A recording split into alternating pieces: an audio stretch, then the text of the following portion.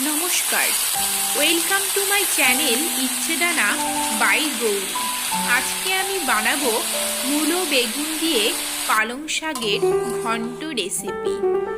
বাঙালিদের শীতকালে গরম গরম ভাতের সাথে পালং শাকের ঘন্ট থাকবে না, এটা কিন্তু হতেই পারে না। বাঙালিরা মূলো বেগুন দিয়ে পালং শাকের ঘন্ট খেতে কিন্তু খুবই ভালোবাসেন। আর আজকে আমি এই রেসিপিটি যেইভাবে রান্না করব সেইভাবে রান্না করলে দেখবেন রেসিপিটির স্বাদ কিন্তু হবে অতুলনীয়। আর এই ঘন্টটি দেখে আপনাদের নিশ্চয়ই মনে হচ্ছে গরম গরম ভাতের সাথে একবার খেয়ে দেখি কেমন লাগে। এই পালং শাকের ঘন্ট রেসিপিটি বাড়ির বয়স্করা খেতে কিন্তু খুবই ভালোবাসেন। ওনারা বেশিরভাগ নিরামিষ খাবারই খেয়ে থাকেন। আপনারা কিন্তু এই রেসিপিটি এইভাবে নিরামিষ পদ্ধতিতে বানিয়ে ওনাদের দিতে পারবেন। চলুন দেখে নিই রেসিপিটি। মূলো বেগুন দিয়ে পালং শাকের ঘন্ট বানানোর জন্যে আমি এখানে দেখুন একদম ফ্রেশ পালং শাক নিয়ে নিয়েছি এবং শাকগুলোকে পরিষ্কার করে ধুয়ে নিয়েছি, কুচিয়ে নেব। এখানে নিয়ে নিয়েছি দুটো মূলোগুলোকে দেখুন ঠিক এইভাবে একদম পাতলা পাতলা স্লাইস করে কেটে নিয়েছি।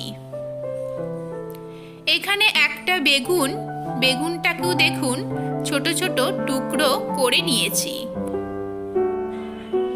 এর মধ্যে দিয়ে দিচ্ছি 1 টিস্পুন নুন এবং দিয়ে দিচ্ছি হাফ টিস্পুন হলুদ গুঁড়ো। নুন ও হলুদ গুঁড়োগুলোকে ভালোভাবে মেখে নিয়ে 5 মিনিটের জন্য ঢাকা দিয়ে রেখে দেব। কড়াই চাপিয়ে দিয়ে দিলাম 1 টেবিল স্পুন তেল।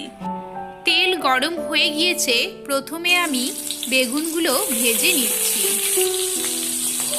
ভালোভাবে বেগুনগুলোকে মিশিয়ে নিয়ে হালকা লাল করে ভেজে নেব।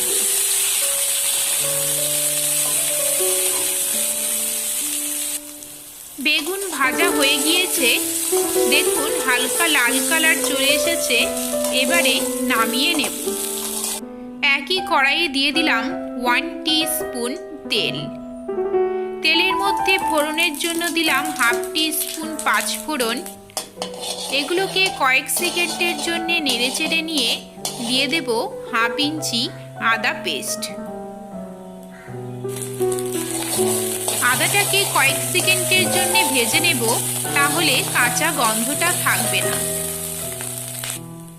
আদা ভাজা হয়ে গিয়েছে, এবারে দিয়ে দিলাম ম্যারিনেট করে রাখা মূলোগুলোকে আমি কয়েক সেকেন্ডের জন্য নেড়েচেড়ে ভেজে নেব। এইভাবে মূলোগুলো ভেজে নিলে কোনো কাঁচা গন্ধ থাকবে না এবং খুবই পাতলা পাতলা স্লাইস করে কাটা হয়ে গিয়েছে বলে দেখবেন তাড়াতাড়ি সেদ্ধ হয়ে যাবে। মূলোগুলো দেখুন ভাজা ভাজা হয়ে এসেছে। আমি কয়েক সেকেন্ডের জন্য নেড়েচেড়ে নিয়ে এর মধ্যে দিয়ে দেব কুচিয়ে রাখা পালং শাক। পালং শাকগুলোকে ঠিক এইভাবে কুচিয়ে নিতে হবে। পালং শাকগুলোকে এবারে মূলোর সাথে ভালোভাবে নেড়েচেড়ে নিয়ে মিশিয়ে নেব। এই সময়ে গ্যাসের ফ্লেমটা একদম লো করে দিয়ে আস্তে আস্তে রান্নাটা করব।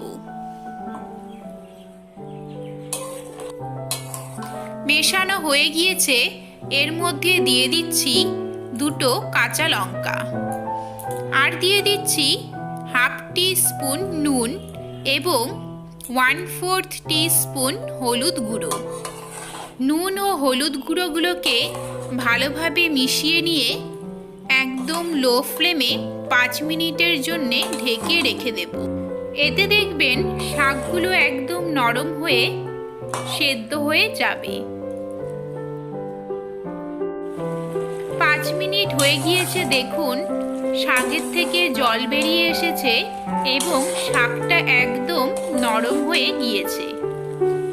আমি এবারে ভালোভাবে নেড়েচেড়ে নিয়ে এর মধ্যে দিয়ে দেব ভেজে রাখা বেগুনগুলো। ঠিক এই সময় কিন্তু বেগুনগুলো দিয়ে দিতে হবে। বেগুনগুলোকে এবারে শাকের সাথে ভালোভাবে মিশিয়ে নেব এবং লো ফ্লেমে 5 মিনিটের জন্যে ঢাকা দিয়ে রেখে দেব। এতে সব কিছুর ফ্লেভার একসাথে ভালোভাবে মিশে যাবে এবং দেখবেন মাখো মাখো হয়ে আসবে। 5 মিনিট হয়ে গিয়েছে, সব কিছু দেখুন ভালোভাবে মিশে গিয়েছে। দিয়ে দিলাম সামান্য চিনি। এই রেসিপিটিতে সামান্য চিনি দিলে দেখবেন আরও বেশি ভালো হয় খেতে। দেখুন অনেকটা মাখো মাখো হয়ে গিয়েছে, নামিয়ে নেব এবারে। এই দেখুন বন্ধুরা, একদম কমপ্লিট হয়ে গিয়েছে মূলো বেগুন দিয়ে পালং শাকের ঘন্ট রেসিপিটি। তো বন্ধুরা, আজকের এই রেসিপিটি আপনাদের কেমন লেগেছে আমাকে অবশ্যই কমেন্ট করে জানাবেন। ভালো লাগলে আমার চ্যানেলটিকে সাবস্ক্রাইব করে নেবেন, লাইক ও শেয়ার করবেন। তাহলে আজকের মতো এখানেই শেষ করছি। দেখা হবে নেক্সট রেসিপি নিয়ে। ভালো থাকবেন, ভালো রাখবেন, ভালো ভালো খাবেন। নমস্কার।